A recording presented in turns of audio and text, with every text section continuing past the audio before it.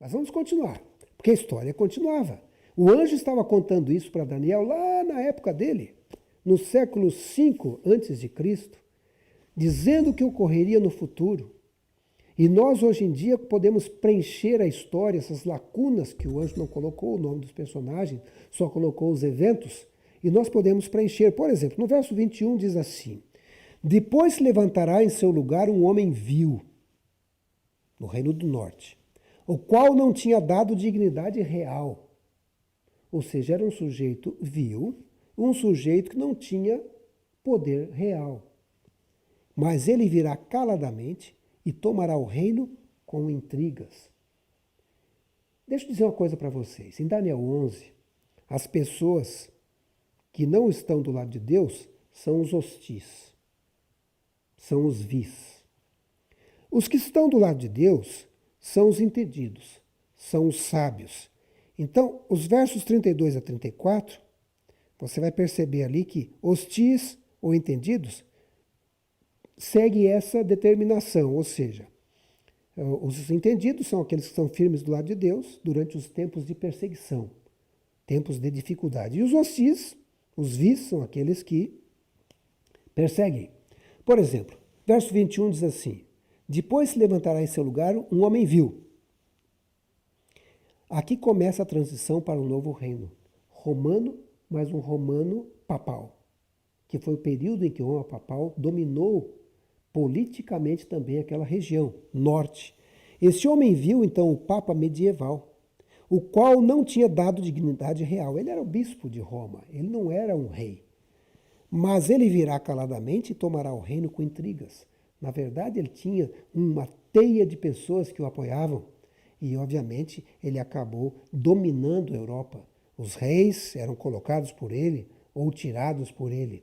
Nós vemos, então, agora o rei do sul na figura dos árabes, os muçulmanos, e o rei do norte nós vamos ver como o Vaticano, ou seja, o período papal. E no centro permanece ainda Israel, porque o anjo está falando sobre o povo de Daniel. Ele disse: vou mostrar para você o que vai acontecer ao teu povo nos últimos dias, não vai ser agora no seu tempo. E ele vem descrevendo, paulatinamente, numa grande linha profética, o que estava acontecendo ao povo de Israel, o que iria acontecer ao povo de Israel. Hoje isso é passado, mas na época de Daniel era futuro. O verso 22 diz assim: as forças inundantes serão arrasadas diante dele, do rei do norte, ou de Roma papal. Serão quebrantadas como também o príncipe da aliança. O que será que o anjo queria dizer com isso? Olha, em Apocalipse, quando você tem forças inundantes, se refere a águas, ele quer dizer povos. E dá a impressão que é isso, que não importava a quantidade de pessoas, seria arrasadas, seria quebrantadas. Em Apocalipse 3, verso 1, esse poder é chamado de besta, mas besta significa um animal forte, poderoso. É um poder que sobe do mar.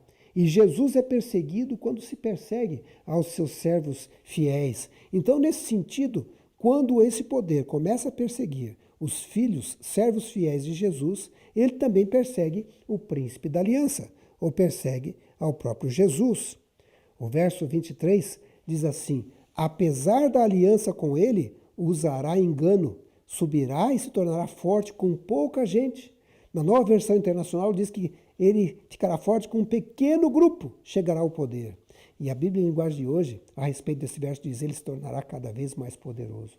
E foi o que aconteceu com esse período de Roma papal.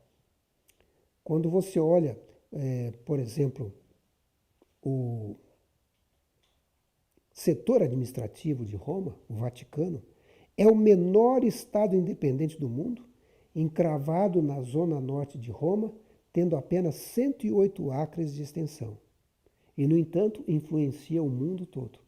E naquela época, influenciava e praticamente dominava aquela região europeia e também procurou também envolver também o reino do sul. Veja o que diz o verso 24. Virá também caladamente aos lugares mais férteis da província, fará o que nunca fizeram seus pais, nem os pais de seus pais. Repartirá com eles a presa, os despojos e os bens, maquinará os seus projetos contra as fortalezas, mas, por certo tempo, serão arrasadas diante dele. Serão quebrantadas, como também o príncipe da aliança. Esses versos mostram o crescimento do papado medieval, mostra que alguns tratados são estabelecidos baseados no engano, saqueia os ricos e enriquece a igreja, persegue os cristãos, mas fala que isso ocorreria por um certo tempo. Em Daniel 7:25, Apocalipse 12:6 e o verso 14, também falo desse período de perseguição. Inclusive o tempo seria um período que de 1260 anos ocorreria do ano 538 ao ano 1798, que foi o período em que Roma Papal teve mais poder. Nós vemos então Roma Papal como rei do norte e, nesse sentido, Daniel 11:25 a 30 se refere ao período das cruzadas. Eles antecipam a era das cruzadas que iniciaram na época do Papa Urbano II. O objetivo era arrancar a Terra Santa dos muçulmanos, o Rei do Sul, deixando-as livres para os peregrinos cristãos. E nós vemos agora, não a igreja e o Papa atacando, mas através dos cavaleiros templários, esse exército ataca o Reino do Sul. Muita gente morreu nessa batalha. E o verso 25, por exemplo, diz assim: suscitará a sua força, ou seja, o rei do norte, Roma Papal, e seu ânimo contra o rei do sul, a região dos muçulmanos, à frente do grande exército. O rei do sul sairá à batalha com grande e muito poderoso exército, mas não prevalecerá, porque maquinarão projetos contra ele. Na verdade, essa primeira cruzada não foi uma cruzada assim tão bem sucedida. Muitas pessoas morreram no meio do caminho, mas obviamente houve uma tentativa. O verso 26 continua dizendo: os que comerem os seus manjares o destruirão, e o exército dele, do rei do sul, dos muçulmanos, será arrasado e muitos cairão traspassados. O rei do sul guerreará mobilizando um exército grande e poderoso, mas não conseguirá resistir, diz na Nova Versão Internacional. Ou seja, o rei do sul chegaria um momento em que perderia. O que acontecia nesse período? Nesse período, os sultões ou os califas, ou os dominadores do Egito, o rei do sul, controlavam Jerusalém na época das cruzadas. E a primeira cruzada foi um feroz ataque contra o rei do sul. Jerusalém foi tomada no dia 15 de julho de 1099. E o rei do norte, os invasores cristãos, mataram com suas espadas consagradas todo muçulmano, o rei do sul, até mesmo os judeus que se encontravam dentro de Jerusalém. Quando você vai na história, você descobre que foi uma carnificina. Os homens caminhavam com sangue acima de seus tornozelos. A carnificina foi tão horrível quanto a pior já registrada na história. O papado, o rei do norte, carrega sobre si a responsabilidade primária pelas cruzadas e suas incontáveis atrocidades. Milhares de muçulmanos foram mortos pelos cristãos. Não é de admirar que ainda hoje os muçulmanos relutem em aceitar o cristianismo. E é interessante que o Jornal do Comércio, do dia 27 de 3 de 2000, quando o Papa João Paulo II visitou a Terra Santa, ele disse assim, o título era Papa deixa a Terra Santa com um gesto de perdão por sofrimento judeu. Mas ele diz assim: Deus de nossos pais, tu escolheste Abraão e os descendentes para levar teu nome às nações. Estamos profundamente entristecidos pelo comportamento dos que, no transcurso da história, fizeram sofrer teus filhos e pedimos teu perdão. Dizia a mensagem, o jornal fala, cujo texto é o mesmo do meia-culpa pronunciado pelo Papa no último dia 12, pelas faltas cometidas pela Igreja ao longo dos seus 2000 anos de história. A Igreja reconhece que participou das cruzadas e reconhece que foi algo não muito bonito, a parte negra da história católica apostólica romana.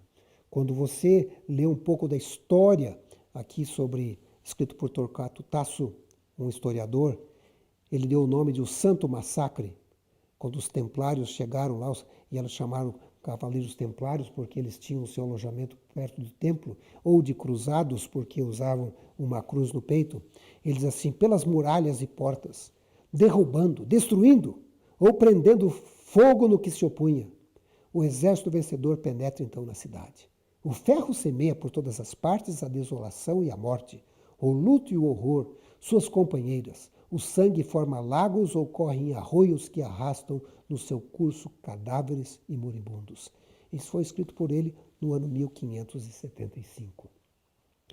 Realmente esse foi um período da história terrível. Ele continua dizendo o seguinte: os pacíficos habitantes da cidade, judeus e muçulmanos, representavam para eles o demônio, a impureza, a profanação dos lugares santos. Não perdoaram. Os árabes que encontraram no pátio da grande mesquita foram exterminados a espadaços e a lançadas. Os judeus coube um destino pior. Encerrados no templo de Salomão, queimaram-nos vivos. Até hoje os historiadores embaraçam-se com o número de vítimas que os cristãos fizeram em Jerusalém. Oscilam entre 6.000 e 40.000 mortos. E nem se pôde responsabilizar os chefes pela matança. Os barões bem que tentaram conter a soldadesca, mas ele escapou-lhes ao controle. Fanatizado, o cristão comum, considerando-se um vingador celestial, virara um animal feroz, a quem um estripamento, uma carótida esguichando, a degola dos gentios parecia a justa revanche dos tormentos de Cristo. Quem respirasse era morto. Mataram inclusive os animais domésticos. Olha que coisa impressionante. E foi dado o nome de Santo Massacre. Esse foi o período que Roma papal.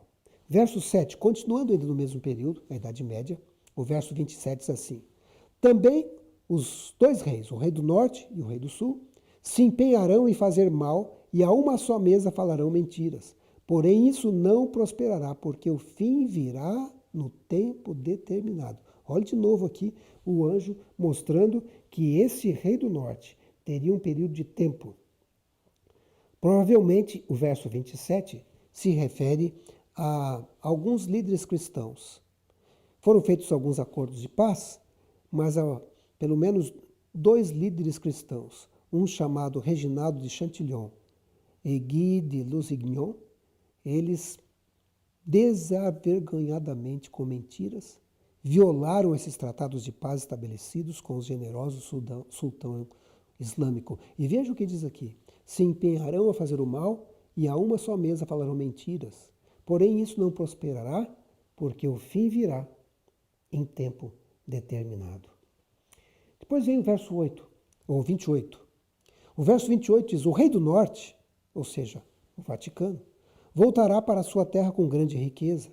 Na verdade, os cruzados trouxeram muita riqueza, os templários. Mas o seu coração estará voltado contra a Santa Aliança. Ele empregará ação contra ela e depois voltará para a sua terra. As cruzadas enriqueceram o Vaticano, aos comerciantes italianos de Veneza e Gênova, e o anjo, no verso 28, está falando sobre isso. O verso 29 diz assim: no tempo determinado, tornará a avançar contra o sul, mas não será nesta última vez, como foi na primeira. A 7ª cruzada e última foi um desastre. O monarca Luís IX foi preso no Cairo, no Egito, e 10 anos mais tarde, o sultão egípcio e seu general, Baibans, expulsaram os cristãos da Palestina, que só foram voltar de verdade em 1917. Assim terminava praticamente a história das cruzadas. Embora o verso 30 ainda se refere a esse período. Diz assim: navios das regiões da costa ocidental se oporão a ele, ao rei do norte, e ele perderá o ânimo, o rei do norte. Então despejará sua fúria contra a Santa Aliança, e voltando tratará com bondade aqueles que abandonaram a Santa Aliança. O que acontece nesse período? Aqui diz, o verso 30 fala: navios da região da costa ocidental, algumas bíblias dizem de Quitim, se oporão a ele, ao rei do norte, e ele vai perder o ânimo. Ou seja, durante essas cruzadas, os muçulmanos alugaram navios de guerra gregos, Quitim significa do ocidente, a fim de auxiliá-los nessa guerra. E com isso, eles acabaram vencendo a guerra, né? E aí o que acontece? Diz o verso 30. Então esse rei do norte despejará sua fúria contra a santa aliança. Voltando, tratará com bondade aqueles que abandonarem a santa aliança. Ou seja, a igreja medieval então começa a perseguir os cristãos que se opunham. Inicia o que é conhecido como Santa Inquisição. A Inquisição foi instituída pelo Concílio de Verona no ano 1184. Foi um período muito complicado. Quando você vai na história e faz alguma pesquisa sobre a Inquisição, você vai ver que os líderes religiosos, ou o rei do norte, começaram a perseguir os cristãos que não aceitavam as tradições que a igreja medieval, a igreja católica, utilizava. Muitos deles foram mortos. Você pode ver alguns em rodas, eram torturados para renunciar à sua fé e ficar dentro do regime católico. Essas fotos, por exemplo, essa foto especialmente, mostra um museu que existe em Lima, onde a Inquisição também foi muito forte. Ali você tem o Museu da Inquisição. Creio que Lima e a Espanha foram os lugares onde a Inquisição foi mais ferrenha e mais forte, onde muitos cristãos perderam a vida. Eles eram torturados de forma muito drástica e eram pessoas leais e fiéis a Deus e não renunciaram à sua fé. Eu tirei esse texto da New Catholic Encyclopedia, ou seja, a nova enciclopédia católica sobre Inquisição. Olha o que diz lá. Julgada pelos padrões contemporâneos, a Inquisição, especialmente do modo como ocorreu na Espanha, já no final da Idade Média, pode ser classificada apenas como sendo um dos capítulos mais tenebrosos da história da Igreja. Isso é história hoje.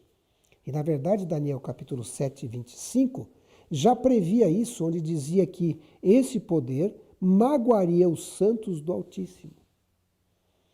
As profecias, na verdade, elas vão se cumprindo na história. O verso 31 diz assim, dele, do rei do norte, sairão forças que profanarão o santuário, a fortaleza nossa, e tirarão o sacrifício diário, estabelecendo a abominação desoladora. O que acontece? Acontece o seguinte, Daniel capítulo 7, 25 fala desse episódio. Lá ele diz assim, ele falará contra o Altíssimo, oprimirá os seus santos, tentará mudar os tempos e as leis, os santos serão entregues nas mãos dele por um tempo, tempos e meio tempo, ou metade de um tempo. Durante esse período, como Daniel disse, cuidaria de mudar o tempo, os tempos e a lei. E foi isso que realmente aconteceu. Deixa eu mostrar para vocês, por exemplo, essa mudança que foi feita na lei de Deus. Nós temos a lei de Deus. Ela se encontra no capítulo 20 do livro de Êxodo. Mas nós temos também uma outra lei. No primeiro mandamento da lei de Deus, diz assim, não terás outros deuses diante de mim.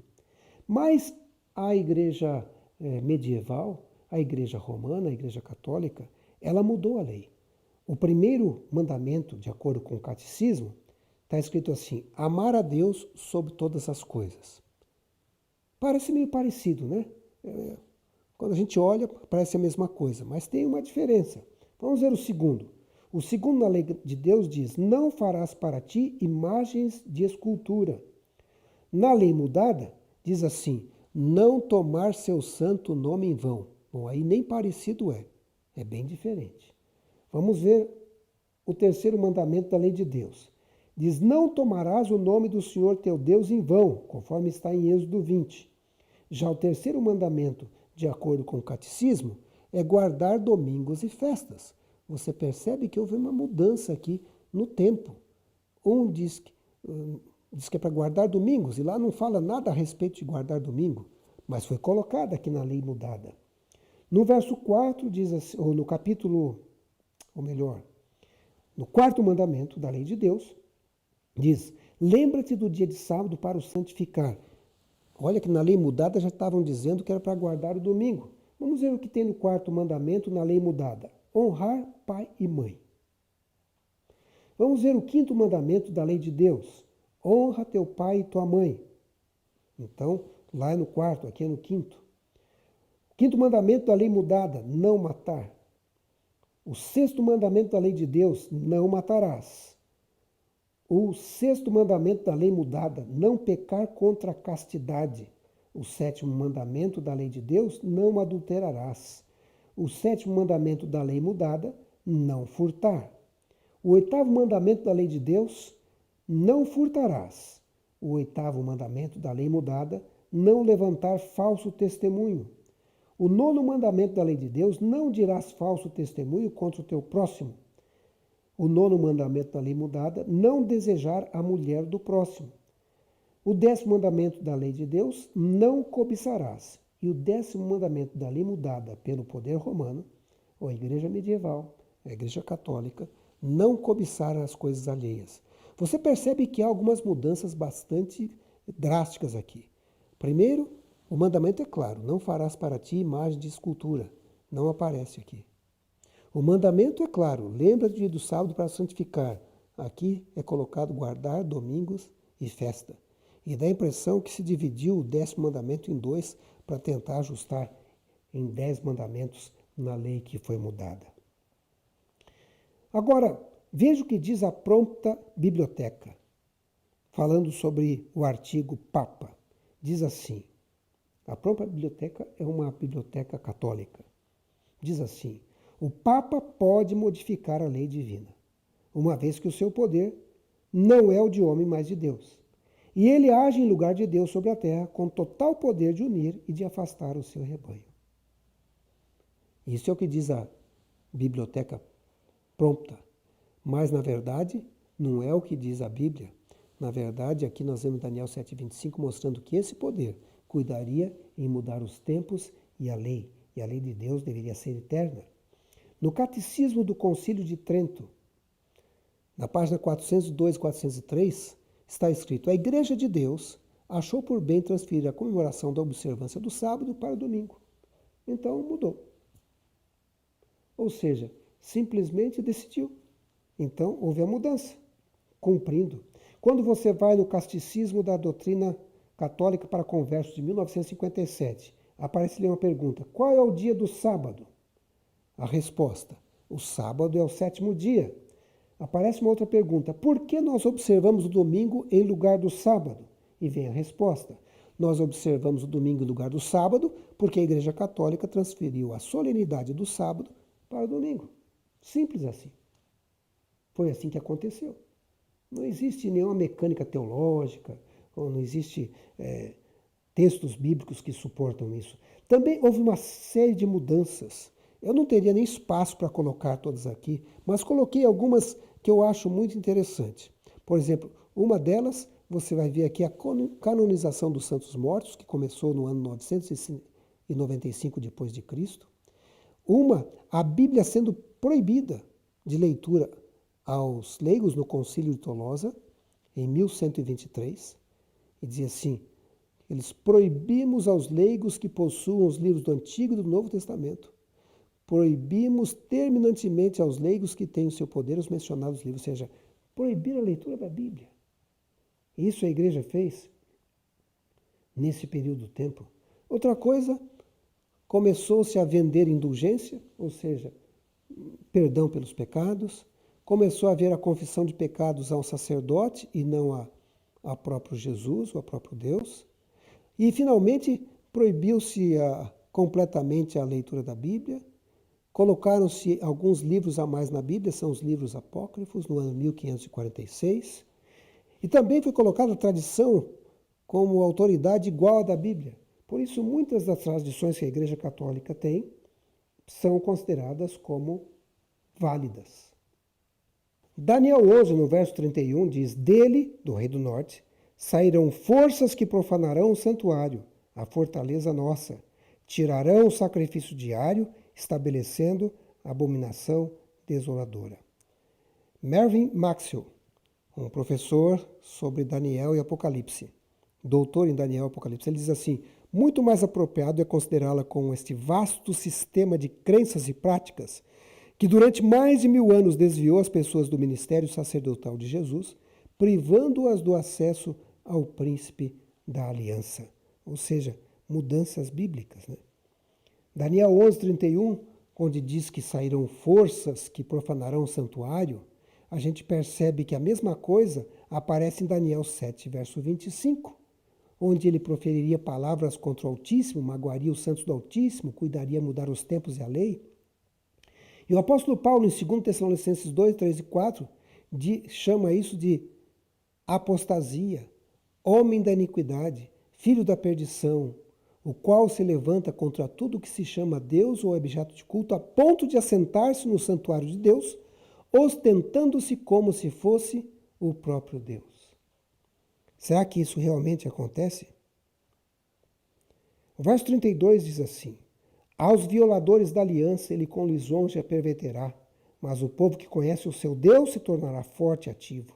E o verso 33 diz: os sábios entre o povo ensinarão a muitos, todavia cairão pela espada, pelo fogo, pelo cativeiro, pelo roubo, por algum tempo, ou seja, aquele período de 1260 anos até 1798. Os sábios que cairão pela espada, pelo fogo, foi o heróico povo de Deus representado pelos valdenses, pelos lollardos, pelos hussitas, pelos luteranos, pelos anabatistas, pelos huguenotes, que preferiram morrer afogados, enforcados, queimados na estaca, ou ser torturados ou aprisionados a abdicar a sua fé. É o que diz Marvin Maxwell. E realmente eles caíram pela espada, pelo fogo, pelo cativeiro. Verso 34 e 35.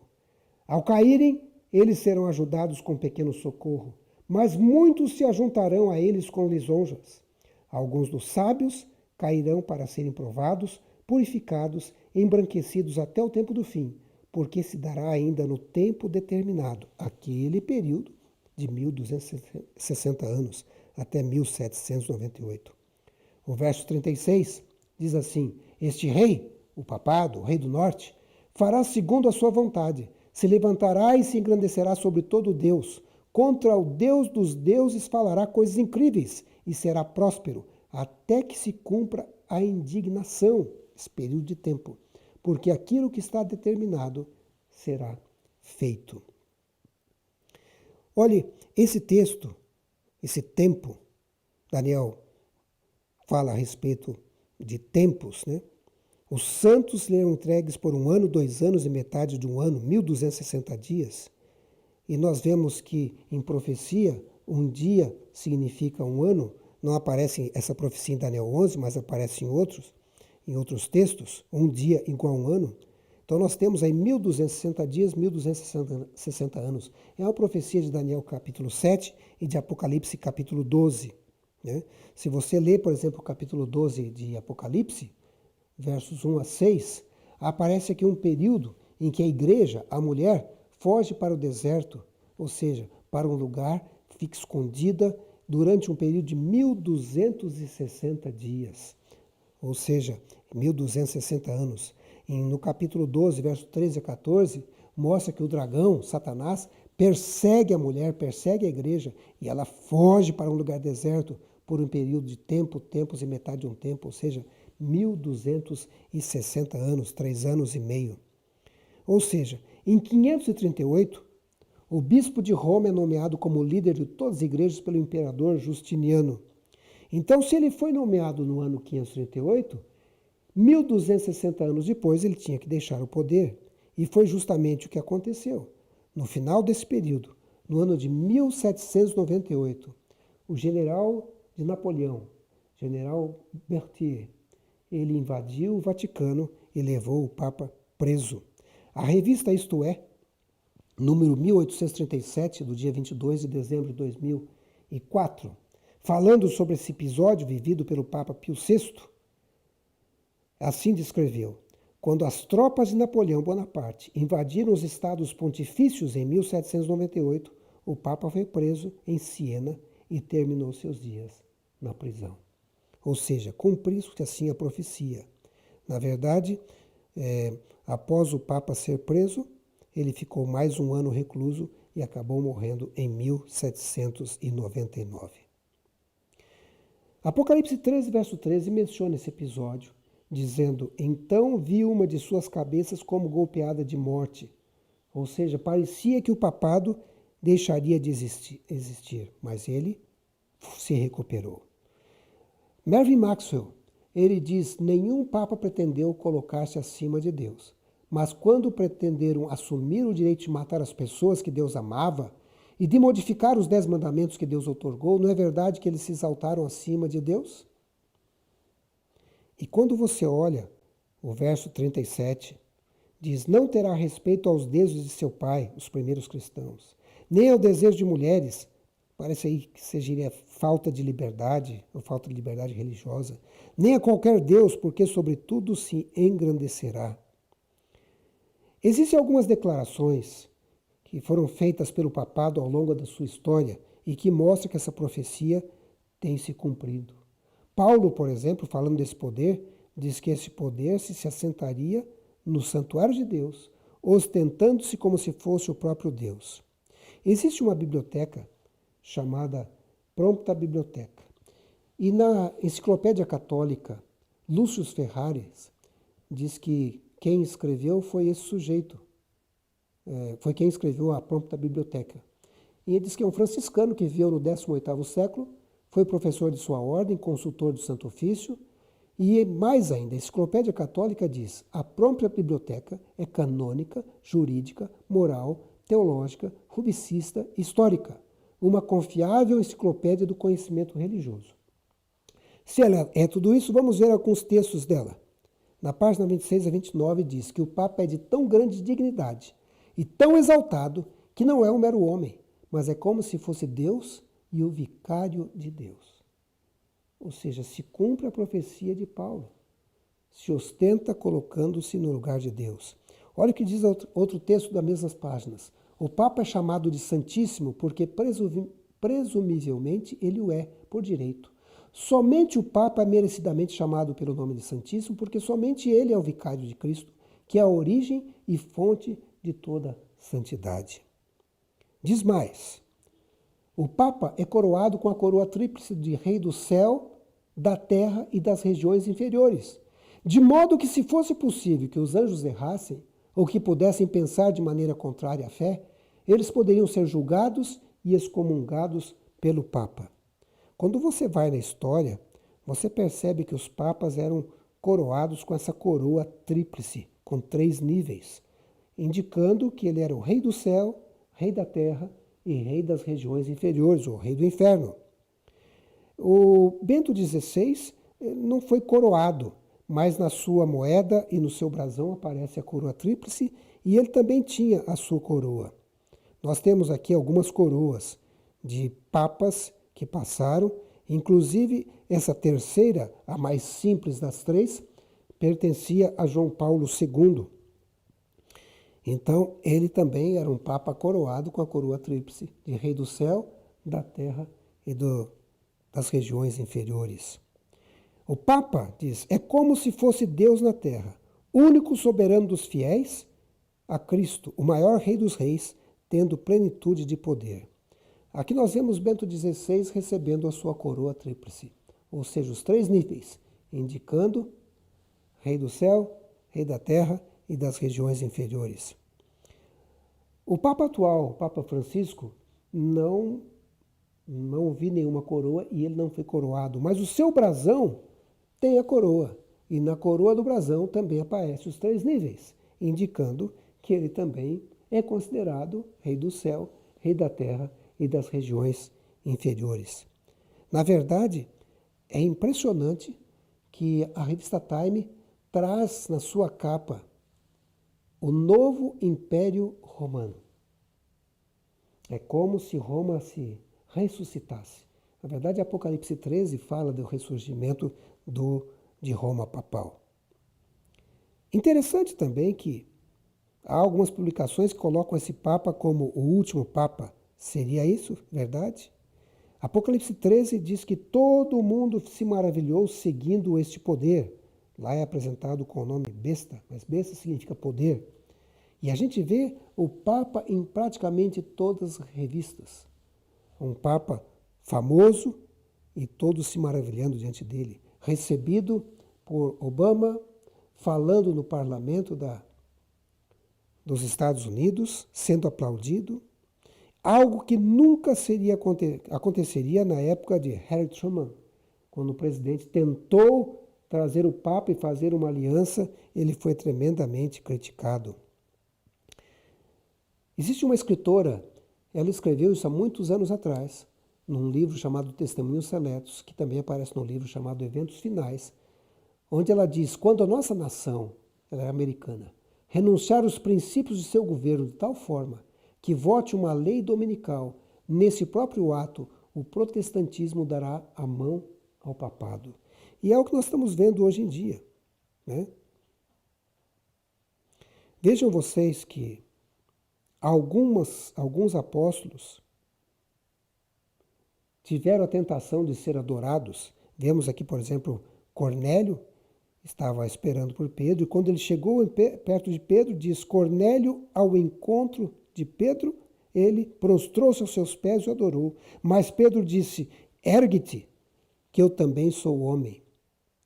Mas se a gente vê, por exemplo, aqui no dia 26 de abril de 2008, quando foi tirada essa foto, 29 homens foram ordenados para a Diocese de Roma. Olha a posição que eles estão.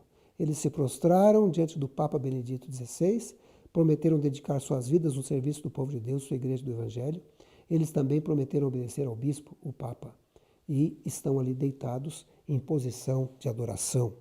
Coisa que em Atos a gente percebe eles não aceitavam. Paulo também, quando tentaram adorá-lo, ele rasgou as suas vestes, diz a Bíblia, em Atos 14, 8 a 15, e falaram: senhores, por que fazeis isso? Nós também somos homens como vós, sujeitos aos mesmos sentimentos. E mesmo em Apocalipse, nós vemos João tentando adorar um anjo. E o anjo vira para ele e diz: vede, não faças isso, eu sou o conservo teu, dos teus irmãos, os profetas, dos que guardam as palavras desse livro, adora a Deus. Ou seja, nem anjo, o anjo não permitiu. Versos 38 e 39. Mas em lugar dos deuses honrará o Deus das fortalezas, um Deus que seus pais não conheceram. Honrará com ouro, com prata, com pedras preciosas e coisas agradáveis. Verso 39 diz: com auxílio de um Deus estranho agirá contra as poderosas fortalezas, e aos que reconhecerem, multiplicar-lhes-á a honra e fá-los-á reinar sobre muitos, e lhes repartirá a terra por prêmio. Aqui nós temos já uma transição de reinos. O reino do norte começa a surgir, e esse rei do norte começa a utilizar um Deus estranho, ou seja, a própria serpente, o próprio dragão começa a se utilizar do rei do norte, o Deus das fortalezas. Quando se adora uma imagem em lugar de Deus, está se adorando o próprio Satanás. Nós vemos como essas profecias vêm se cumprindo à risca, e a conclusão que a gente chega é que a gente está vivendo pouco tempo antes da volta de Jesus. Dos versos 21 a 39 de Daniel 11, nós temos o período dominado por Roma papal. Mas talvez o verso 38 e 39 seja uma transição para o próximo reino que veremos dentro em breve. O livro Testemunhos para a Igreja diz: a menos que compreendamos a importância dos momentos que rapidamente se escoam para a eternidade e nos preparemos para enfrentar o grande dia de Deus, seremos mordomos infiéis. O vigia deve saber que horas são da noite. A profecia é a história escrita antecipadamente. E as profecias de Daniel nos ajudam a situarmos no tempo. Nós temos então esses reinos, começando lá atrás, com Medo-Pérsia, com a Grécia, com Roma, Vaticano, e agora, qual seria o novo rei do norte a partir do verso 40? O verso 40 diz assim: no tempo do fim, o rei do sul se envolverá em combate e o rei do norte o atacará com carros, cavaleiros e uma grande frota de navios. Ele invadirá muitos países e avançará por eles como uma inundação. Nós temos Israel e agora temos que descobrir quem é o rei do norte agora no tempo do fim, que é descrito ali no verso 40, e temos que descobrir quem é o rei do sul, que é descrito ali do verso 40 até o verso 45. Tiago White, que foi um dos líderes da Igreja Adventista em seus primórdios, ele disse o seguinte, que este é um trecho que temos de ter prudência ao interpretar, pois a maior parte dessa profecia está em cumprimento ou ainda irá se cumprir. E em profecias que ainda não se cumpriram, precisamos agir com humildade e delicadeza. Portanto, não quer dizer que essa é uma profecia, o que eu vou dizer aqui pode não se cumprir exatamente como estou dizendo, mas provavelmente está se cumprindo dessa forma. Em Apocalipse 13 aparecem dois poderes, duas bestas. A primeira é uma besta que sobe do mar, Apocalipse 3, verso 1. Em Apocalipse 13, 11, uma besta que sobe da terra. São dois poderes. Besta significa poder. Um poder que sobe do mar e um poder que sobe da terra. O poder que sobe do mar seria Roma, o poder romano papal. Ele, inclusive, no verso 3 de Apocalipse 13, diz que uma de suas cabeças foi golpeada de morte, ou seja, em 1798. Mas essa ferida mortal foi curada. Isso realmente vem sendo curado desde 1929, quando a igreja começou a restaurar o seu poder no Vaticano.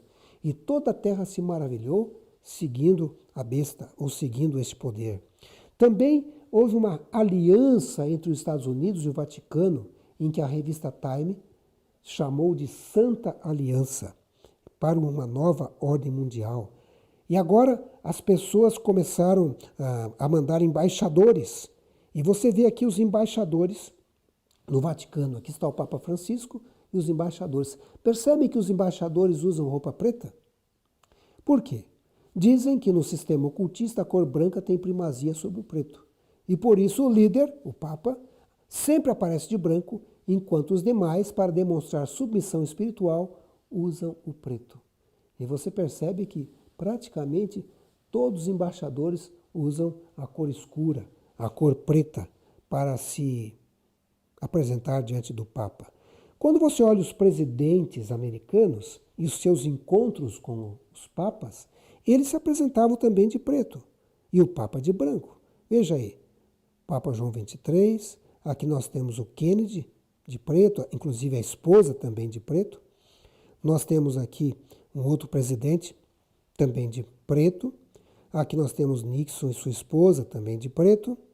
Aqui nós temos Carter também de preto. Nixon também de preto. Temos aqui de cor escura também Clinton. E finalmente George Bush também usando a cor preta para demonstrar submissão espiritual. E quando a gente olha o Obama e a sua esposa, eles também utilizando a roupa escura para simbolizar submissão ao papado, ao poder papal. É impressionante como a profecia vem se cumprindo à risca. Quando eu olho outros presidentes, acontece a mesma coisa. Eu vou apresentar alguns deles, são faces bastante conhecidas, e eles sempre se apresentando na cor escura no seu encontro com o papado. Até o bruxo, né, conhecido aqui do Brasil, também aparecendo na cor escura. Fernando Henrique foi presidente do Brasil. Inclusive a própria rainha da Inglaterra também se apresentando na cor preta. Quando você olha o presidente Lula, também utilizando a cor escura. E aqui Dilma Rousseff também se apresentando na cor escura.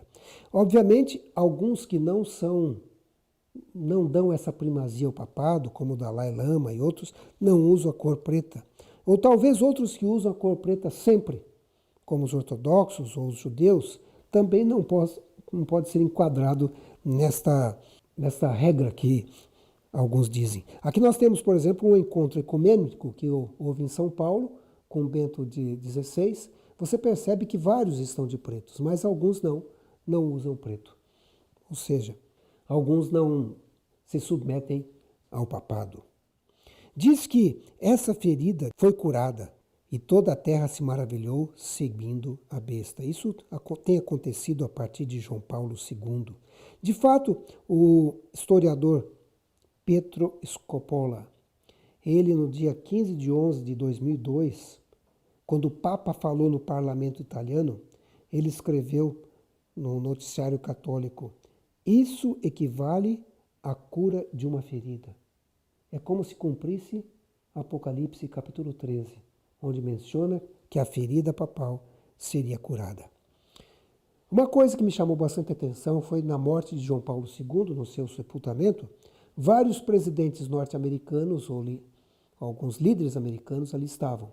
Você pode ver aqui na foto George Bush pai, George Bush filho e Bill Clinton, entre outras autoridades. Claro que eles estavam ali por respeito, mas nessa outra foto você pode ver os presidentes e sua esposa ajoelhados diante de João Paulo II, ou do corpo de João Paulo II. Outra coisa que me chama a atenção também é o fato de no próprio brasão do Vaticano você ter o dragão. O dragão no Apocalipse é o símbolo de Satanás, é o símbolo do mal. Eu não gostaria de ter ligado esse símbolo com a minha igreja, mas ele aparece em vários lugares do Vaticano. Uma outra coisa que chama atenção nos dias de hoje, especialmente por sua ligação com o poder, sua ligação com os Estados Unidos, é a maçonaria. Aqui no Brasil é muito forte, você vê símbolos maçônicos para toda parte, em todos os lugares, monumentos maçônicos nas entradas das cidades, né? E olhe, um ex-maçônico chamado William Schonebelen, ele escreveu o livro Maçonaria por Trás da Fachada de Luz. Ele afirma que a loja maçônica, é parte de uma rede descomunal de organizações mundiais de bruxaria. Ele também afirma que a maçonaria é o maior agrupamento de bruxos do mundo. Isso chama atenção, mas vamos ver alguma coisa sobre a maçonaria que está ligada com o governo norte-americano. Por exemplo, em Washington você tem ali a Casa do Templo, House of the Temple, e essa é a sede do Concílio Supremo do Rito Escocês da Maçonaria. Ela está ali nos Estados Unidos e diz: nenhuma nação foi tão fortemente comandada por ela, nem ostenta uma irmandade tão poderosa. Foram maçons George Washington, Lyndon Johnson, Gerald Ford, George Bush, pai do atual presidente. Bill Clinton pertenceu à Ordem de Molay, para filhos de maçons. A maçonaria americana atualmente conta com mais de 15 mil lojas ou templos e um total de 4 milhões de afiliados, ao que se soma um número idêntico de afiliados em organizações paramaçônicas.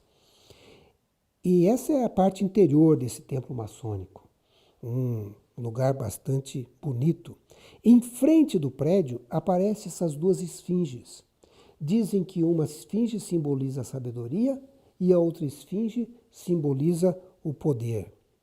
Interessante que na esfinge que simboliza a sabedoria aparece a serpente na cabeça da esfinge. E eu me lembro do texto da Bíblia, quando a serpente disse à mulher: é certo que não morrereis, porque Deus sabe que no dia que dele comerdes, se vos abrirão os olhos, e como Deus sereis conhecedores do bem e do mal, ou seja, serão sábios. Me chamou a atenção isso aí. Depois nós temos a outra esfinge, a que simboliza o poder, ela tem a serpente no pescoço.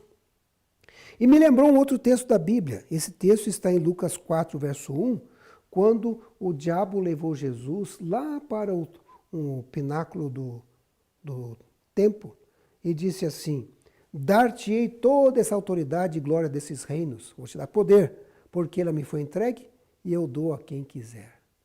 Então, me lembra muito algo não muito claro, né? Se a maçonaria fosse uma bancada política no Brasil, seria grande. Eu tirei isso aí de uma página maçônica. Naquela época em que havia isso, dizia se fosse um partido, seria o quinto maior do Senado e o quarto da Câmara. Você tinha naquele país, são maçônicos declarados, porque a maçonaria é uma sociedade discreta. Já foi secreta, hoje pode ser considerada discreta. Então, a pessoa nem sempre se declara maçônico. Mas dentro do Superior Tribunal de Justiça de Brasília, você vai encontrar o símbolo maçônico, tendo em vista que vários dos juízes pertencem à sociedade da maçonaria. Aí está, por exemplo, Lula falando, e ali está o símbolo maçônico dentro do Superior Tribunal. Na Suprema Corte de Israel também aparece o símbolo maçônico no topo, no telhado. Se você for para alguns prédios, por exemplo, a Prefeitura de Los Angeles, tem ali a pirâmide escalonada que aparece no Egito. Se você vai no Lincoln Memorial, se apresenta como Paternon dos deuses gregos. Se você vê a estátua de Lincoln, simbolizando na posição da carta o imperador do tarô, O Jefferson Memorial foi copiado do panteão romano dos deuses. O obelisco em Washington, um símbolo fálico, até hoje presente em muitas cidades. Se você vai no George Washington Masonic Memorial, você faz uma entrada ali dentro desse lugar, ali tem a estátua do George Washington, que era maçônico, e você diz, mas isso não tem nada a ver com religião. Mas dentro desse lugar você encontra exatamente isso aí. E o que é isso? Aqui nós temos a arca do concerto, o candelabro, os pães da preposição, exatamente como ficavam no santuário de Deus. Tem a ver com adoração e está dentro do George Washington Masonic Memorial. Na verdade, aparece na nota de $1, símbolos maçônicos, e tem essa estátua de Washington nessa posição estranha. Na verdade, é a posição do Baphomet, que alguns creem que seria um símbolo adorado pelos maçônicos, né? O fato é que uma escritora norte-americana chamada Ellen White, ela já dizia a respeito desse poder. Ela dizia, um poder de baixo está operando para desenvolver as últimas grandes cenas do drama. Satanás apresentando-se como Cristo e operando com todo o engano da injustiça naqueles que estão se unindo em sociedades secretas. Isso não é algo para alguém do bem. Quando você vê, por exemplo, o rito escocês, o rito York, nós temos graus. E as pessoas, quando entram, não sabem muita coisa a respeito da maçonaria. Vários nomes para os níveis da maçonaria são nomes religiosos, ou pelo menos que aparecem na Bíblia, tipo chefe do tabernáculo, príncipe do tabernáculo, cavaleiro da serpente de bronze, cavaleiro comandante do templo. Ou seja, é uma mistura muito grande. Albert Pike, que é considerado o Platão da maçonaria, e o título dele é grande, ele era o soberano, o grande comendador do Supremo Conselho dos Grandes Soberanos Inspetores Gerais do grau 33, ele escreveu um livro chamado Morals and Dogma. Nesse livro, um livro esotérico, era para ser entregue apenas às pessoas da maçonaria. E nesse livro nós temos algumas respostas para perguntas. Maçonaria é uma religião? Quando você lê a Morals and Dogma, escrito por Albert Pike, ele diz, toda loja maçônica é um templo religioso e seus ensinos são instruções religiosas. É a religião universal, eterna e imutável. A maçonaria não propaga nenhum credo, exceto o seu próprio, mas simples e sublime, aquela religião universal ensinada pela natureza e a razão, ou seja, panteísmo e iluminismo. E Albert McKee, numa enciclopédia maçônica, ele diz, aquele rito à beira do véu, pois lá se declara que a maçonaria é uma forma de adoração. Forma de adoração a algum Deus? Então, quem é o Deus da maçonaria? Aparece um G dentro do símbolo da maçonaria, que alguns dizem é Gadu, que é o grande arquiteto do universo. Isso no início da maçonaria eles dizem isso. Depois alguém disse assim, não, significa God, Deus. Ou geometria, porque os maçônicos são construtores, isso no segundo grau. Mas finalmente, mais à frente, ele vai saber que é uma tríade, Jabulon.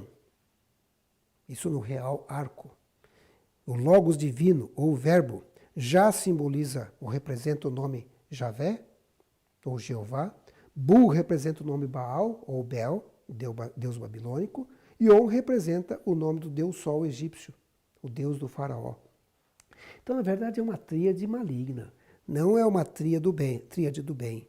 No 17º grau, é dito que seria Abaddon, a significação da letra G. Mas Apocalipse 9:11 diz que Abaddon é o anjo do abismo. Diz lá, tinham sobre si como rei o anjo do abismo, cujo nome em hebraico é Abaddon e em grego Apolion.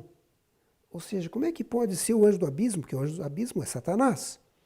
Mas Albert Pike, em Morals and Dogma, na página 321, ele mesmo diz assim, Lúcifer, portador de luz. Estranho e misterioso nome para ser dado ao espírito das trevas. Lúcifer, filho da manhã. É ele quem tem a luz, com seu esplendor intolerável, cega ao frago, sensual ou almas egoístas? É uma pergunta. Sem dúvida que não. Então, ele coloca uma inversão de valores aqui. A Helena Petrovna, outra líder maçônica, ela diz no seu livro Doutrina Secreta: Lúcifer representa vida, opinião, progresso, civilização, liberdade, independência. Lúcifer é o Logos, a serpente, o Salvador.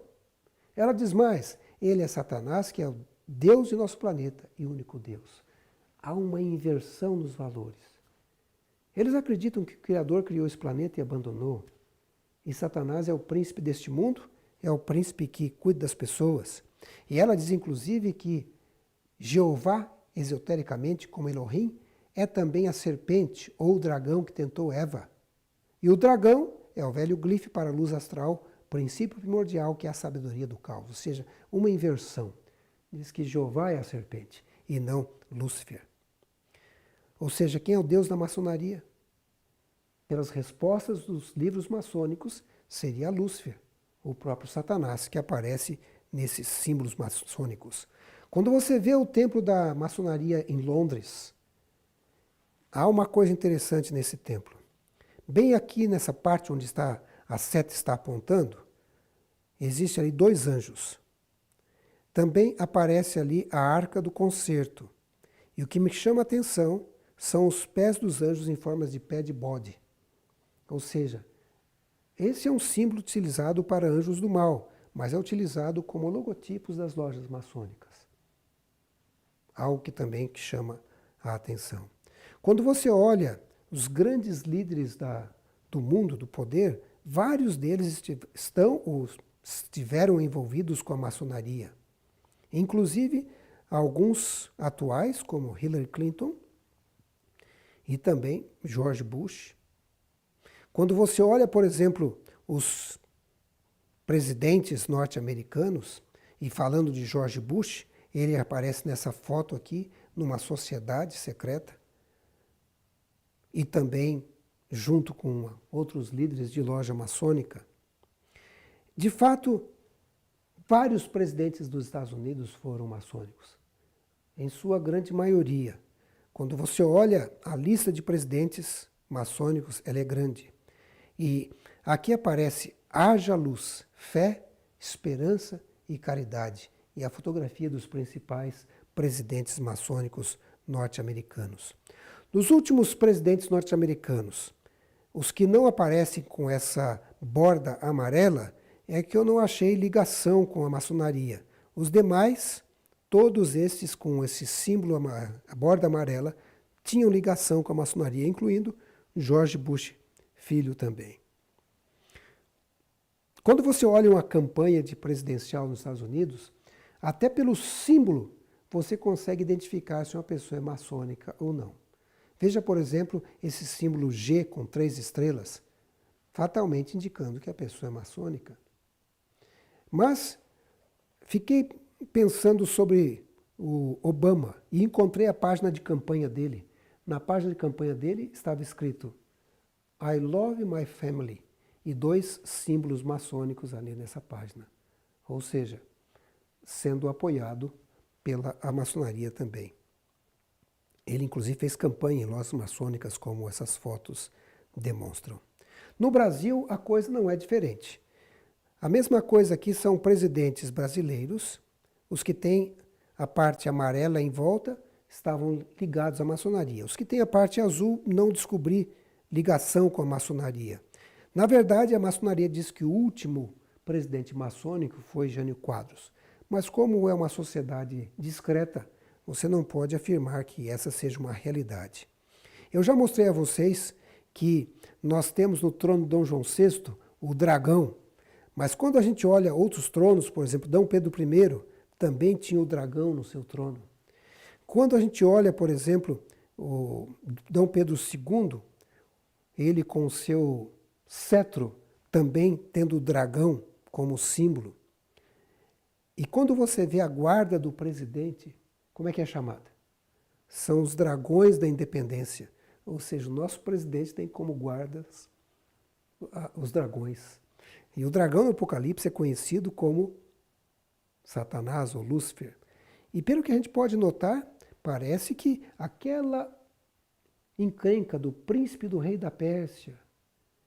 E Gabriel e Miguel continua ainda hoje. Só que agora é o príncipe do governo brasileiro contra Miguel, ou cada país tem o seu, não é verdade? Ainda tendo esses problemas. Quando você olha Dilma Rousseff, eu encontrei na página do Grande Oriente Feminino da Maçonaria, e ali está escrito: caso tenha aspirações de ser maçom, buscou uma loja feminina na sua cidade e não encontrou, seu lugar é conosco. Aqui ninguém dirá que você não pode. Sim, a mulher pode. Assinado Dilma Rousseff. O que me leva a pensar que talvez ela também tenha ligação com a maçonaria. Em 1903, o arcebispo Quigley, ele disse no jornal Chicago Tribune: quando os Estados Unidos governar o mundo, a Igreja Católica governará o mundo. J. N. Andrews, um missionário adventista, ele identificou a besta de 2 chifres de Apocalipse 13 com os Estados Unidos da América. A besta de Apocalipse 13 que subiu da terra. Ellen White, em 1888, também no livro Grande Conflito, dizia: a aplicação do símbolo não admite dúvidas. Uma nação, e apenas uma, satisfaz as especificações dessa profecia. Essa aponta claramente para os Estados Unidos da América. E a gente vê, por exemplo, os Estados Unidos agora tentando dominar o mundo. E dominando de fato. As pessoas seguem o que os Estados Unidos dizem. Eu vi essas capas de revista Veja e me chamou muito a atenção. Uma delas dizia: Lula vai a César. A outra apresentava os Estados Unidos como um império, sob as asas do império. E notem que o símbolo que os soldados da Marinha Americana usam são também soldados do dragão. É impressionante quando a gente vê esses símbolos. E o verso 40 de Daniel 11, porque estamos analisando Daniel 11, diz assim: no tempo do fim, o rei do sul, os árabes, os muçulmanos, se envolverá em combate com o rei do norte, para mim, os Estados Unidos. E ele atacará com carros, cavaleiros, uma grande frota de navios. Ele invadirá muitos países e avançará por eles como uma inundação. Eu poderia dizer assim: no tempo do fim, o rei do sul, os árabes, meterão 2 aviões nas Torres Gêmeas e vão se envolver em combate com o rei do norte, os Estados Unidos. E os Estados Unidos vai contra-atacar com carros, cavaleiros, uma grande frota de navios. Vai invadir muitos países, avançará por eles como uma inundação. E isso foi o que aconteceu. Os Estados Unidos contra-atacou e procurou invadir aquela região. A tal ponto que alguém disse assim, que ali seria o novo Buchistão. A Armênia, Jordânia, Arábia Saudita, Turquia, Líbano, Azerbaijão, Irã, Síria, Omã, Kuwait, Turcomenistão, Uzbequistão, Afeganistão, entre outros países, porque os Estados Unidos parece que queria invadir esses países. Quando você olha onde existem bases norte-americanas, dizem que existem mais de 50 bases nessa região do Oriente Médio. Ou seja, invadiria como uma inundação. O verso 41 diz assim: entrará também na terra gloriosa, Israel. Muitos sucumbirão, mas o seu poder escaparão esses: Edom, Moabe, as primícias do filho de Amon. Ou seja, entrará também na terra gloriosa em Israel. Eles têm uma pequena base em Israel. Muito pequena, é verdade. Mas a Bíblia diz que poderia entrar. E diz que Edom, Moabe, as primícias do filho de Amon, eles escapariam. É a Jordânia. A Jordânia tem um acordo com os Estados Unidos. Recebem uma pensão anual e são fiéis aliados do governo norte-americano. Em 2006, quando estava em Israel, alguém perguntou para Condoleezza Rice se os Estados Unidos não iam interferir na guerra. E ela disse: ainda não chegou a hora de intervir. E eu fiquei pensando, então vai ter um momento em que eles vão interferir nesse lugar. O verso 41, aliás, o verso 41 pode fazer uma conexão com Mateus 24, verso 15 de Mateus, onde Jesus diz: quando, pois, virdes o abominável da desolação, de que falou o profeta Daniel no lugar santo, quem lê entenda, É verdade que isso se referiu ao poder romano no passado, mas pode se referir também a um poder nesse tempo. Versos 42 e 43 diz: estenderá a mão também contra as terras, e a terra do Egito não escapará. Apoderar-se-á dos tesouros de ouro e de prata, e de todas as coisas preciosas do Egito, os líbios e os etíopes o seguirão. Me chamou muito a atenção, em 2015, quando Obama visitou 2 países da África, a Etiópia e o Quênia. Mas o Quênia, quando você vê o mapa etíope do passado, era parte da Etiópia, pelo menos parte do Quênia. Por que ele visitou a Etiópia? E eu percebo que os etíopes estão nessa profecia no verso 43, ligados ao rei do norte, aos Estados Unidos da América do Norte. O verso 44, aliás, antes de chegar no verso 44, também olhe com atenção essa revolução árabe que tem ocorrido nos países árabes. O que vai acontecer? Será que tem alguma conexão com esses trechos de Daniel, capítulo 11? Quando olhamos aqui na nossa linha do tempo novamente e colocamos os reinos de Daniel 11, incluindo o Vaticano, percebemos que o rei do norte atual seria o quê? Os Estados Unidos. E isso mostra que estamos vivendo muito próximo à volta de Jesus, porque as profecias vão se cumprindo à risca. Olhem esse texto do grande conflito na página 371. Conquanto ninguém saiba o dia ou a hora de sua vinda, somos instruídos quanto à sua proximidade, e isto nos é exigido saber. Demais, é-nos ensinado que desatender a advertência ou recusar saber a proximidade do advento do Salvador ser-nos-á tão fatal como foi aos que viveram nos dias de Noé, não saber quando viria o dilúvio. Ou seja, nós somos instruídos para saber da proximidade da volta de Jesus, mesmo que não saibamos o dia ou a hora. Outro texto de Testemunhos Seletos, ou Testemunhos para a Igreja, volume 9, diz assim: o mundo está agitado pelo espírito da guerra. A profecia do capítulo 11, Daniel, atingiu quase o seu cumprimento completo. Logo se darão as cenas de perturbação das quais falam as profecias. Ou seja, o capítulo 11 de Daniel quase atingiu o seu cumprimento. Estamos aí no verso 41, de 45 versos, né? O verso 44 e 45 diz assim: mas pelos rumores do Oriente e do Norte será perturbado, sairá com grande furor para destruir e exterminar a muitos. Ou seja, ele vai ouvir alguns rumores no Norte, quem sabe na Rússia, no Oriente, quem sabe na China, na Coreia, e sairá com grande furor para destruir e exterminar a muitos. O verso 45 diz: armará suas tendas palaciando entre os mares e o glorioso Monte Santo, quem sabe entre o mar Mediterrâneo, mar da Galileia, onde existe ali um grande vale, o Vale do Meguido. Poderia ser isso, mas diz que chegará ao seu fim e não haverá quem o socorra. Esse fim também é descrito no livro do Apocalipse, quando a besta, esse poder dos últimos dias, seria destruído. Seria o final, porque no capítulo 12, no verso 1, que é a continuação da profecia de Daniel, capítulo 11, diz assim: nesse tempo se levantará Miguel, o grande príncipe, Jesus, o defensor dos filhos do teu povo. Haverá tempo de angústia, qual nunca houve, vai ter perseguição, vai ter pragas. O Apocalipse fala disso. Desde que houve nação até aquele tempo. Mas naquele tempo será salvo o teu povo, todo aquele que for achado inscrito no livro. Muitos dos que dormem no pó da terra ressuscitarão, uns para a vida eterna, outros para a vergonha e horror eterno.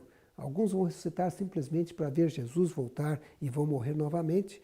Foi Jesus mesmo disse que eles veriam a Jesus, aquelas pessoas que os transpassaram. Os que forem sábios, pois resplandecerão como o fulgor do firmamento, e os que a muitos conduzirem à justiça, como as estrelas, sempre e eternamente. Que esperança gloriosa! O livro de Daniel, as profecias de Daniel, todas elas terminam com o reino eterno de Cristo.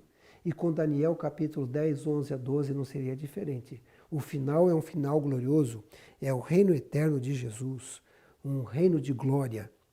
E o livro Testemunhas para a Igreja diz: o vigia deve saber que horas são da noite. Diz mais ali: os juízos divinos estão prestes a cair sobre o mundo. Precisamos nos preparar para esse grande dia. Nosso tempo é precioso, não temos senão pouquíssimos dias de graça para nos prepararmos para a vida futura imortal. E a promessa é: os que se colocam sob a direção de Deus, para ser por ele guiados, compreenderão a constante corrente dos acontecimentos que ele ordenou. Ao analisarmos essas profecias e vemos o final glorioso, existe grande esperança para o final, apesar dos problemas, das guerras, das dificuldades. O livro do Apocalipse mostra um final glorioso também, ali em Apocalipse capítulo 21, capítulo 22. E Daniel no capítulo 12 também mostra esse final glorioso no final da linha do tempo de Daniel capítulo 11. Que Deus abençoe você, que você possa fazer planos de fazer parte do povo de Deus, aqueles que estarão de pé olhando para Jesus e estarão salvos porque terão seus nomes escritos no livro da vida do Cordeiro.